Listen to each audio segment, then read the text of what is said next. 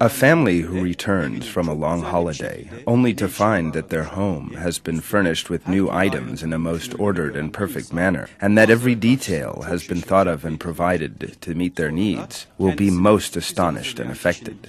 They will wonder who arranged this surprise. Of course, it is impossible to stay indifferent to such an astounding surprise. For example, would they really say, "We don't really care how this happened, just as long as it happened"?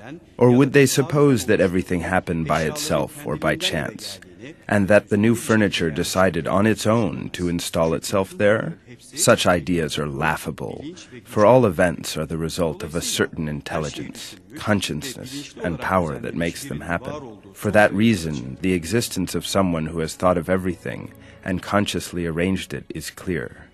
This example also applies to the universe, our world, and all of its living and non-living entities. There are countless, infinitely complex systems and delicate balances in the universe, in all of existence and all phenomena, from the human body to the sky, from animals to the depths of the ocean. Everyone who can think and reason sees that only God, with his superior power and intelligence, could have created these complex systems and delicate balances.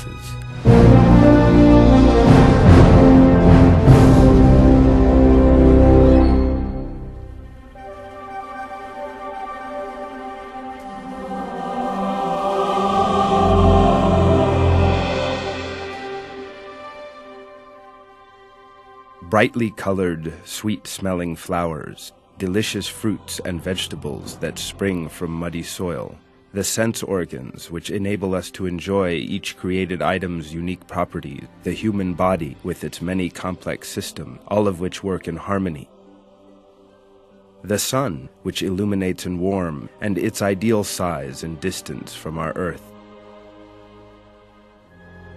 the rain, which brings bone-dry soil to life.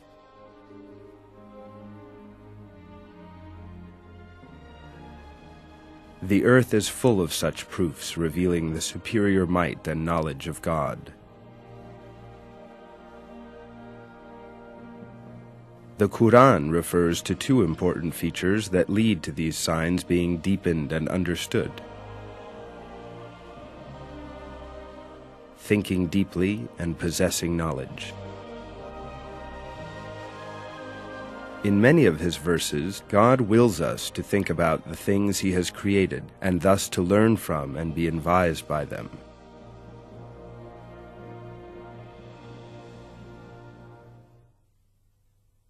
In the creation of the heavens and earth, and the alternation of the night and day, and the ships that sail the seas to people's benefit, and the water that God sends down from the sky, by which he brings earth to life when it was dead, and scatters about in it creatures of every kind, and the varying direction of the winds and the clouds subservient between heaven and earth, there are signs for people who use their intellect.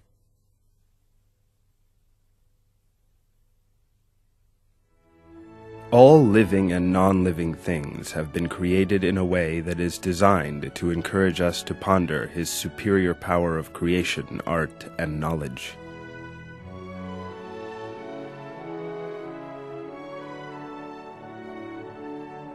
Ignoring and failing to give these matters their due importance means turning one's back upon his verses, something that all believers must avoid.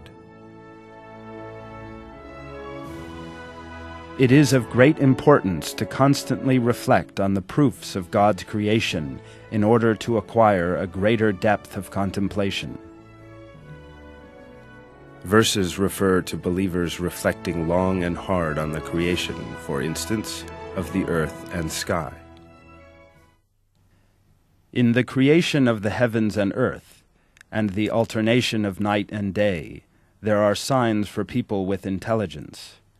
Those who remember God, standing, sitting, and lying on their sides, and reflect on the creation of the heavens and earth. Our Lord, you have not created this for nothing. Glory be to you. So safeguard us from the punishment of the fire. God has revealed that the signs leading to faith have a great significance for thinking people.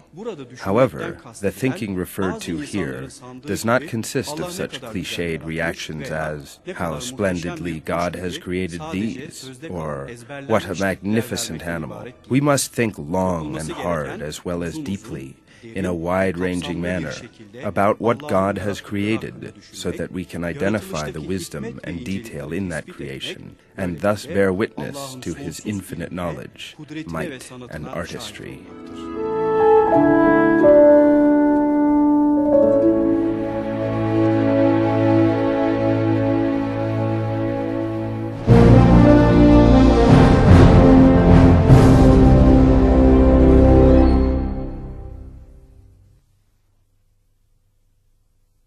It is He who sends down water from the sky. From it you drink, and from it come the shrubs among which you graze your herds.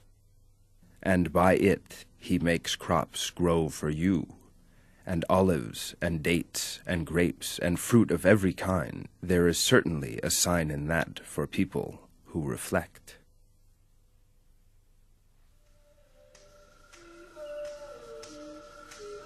Water is a blessing that covers much of the earth. It can almost always be found with ease. The great majority of people have perhaps never even thought once about the water they drink every day. They regard water and how it meets our needs as something that does not require any consideration. The fact is, however,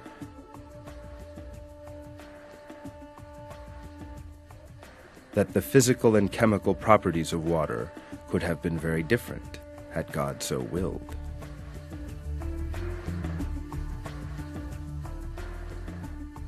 In addition, the atmosphere's structure or temperature could have been different. If that were the case, there would be no clouds and thus no sources of fresh water on Earth.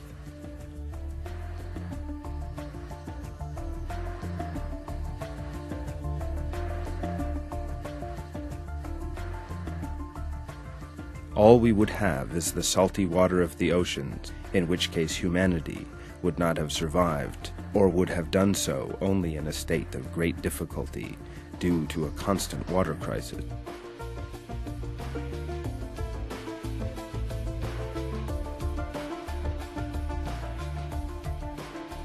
Without fresh water, there would have been no agriculture, and the world would have become a vast desert whose only product would be famine.